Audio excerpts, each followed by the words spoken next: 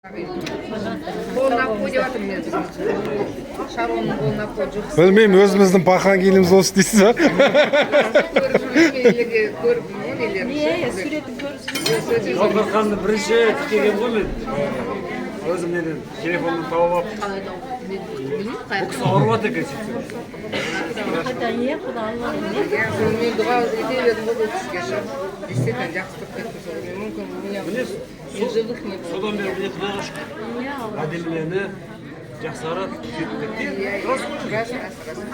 Дәлізімді айтам ғой сол. Постоянно айтам. Самыма денсаулық е.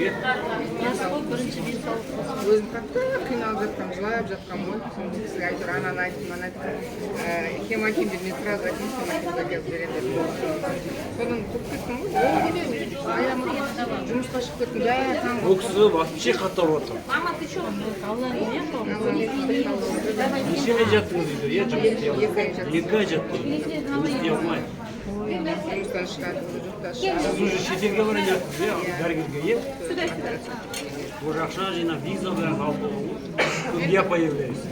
Мен айтып қаяқтан бұл кісіні тауып алып деймін да. Сіздер Алланың қалауы. Мен бірақ жылап жатырмын, Алла тағала шипасын жіберсін. Түнгі телефоныма не келді ғой. Ауырған телефон обезболивающий салып сөзге барып аштым. Аштым, ашпайтын телефон. Не до этого ғой, жаным қиналып жатыр. Соның ішін кесіп, тұз салып қойдым.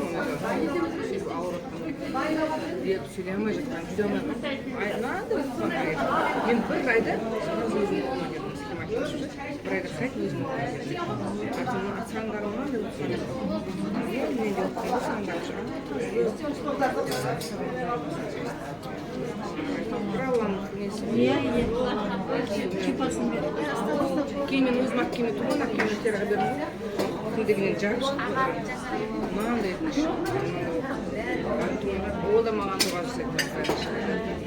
Сен болмағанда бірінші алдындасын ақып кеме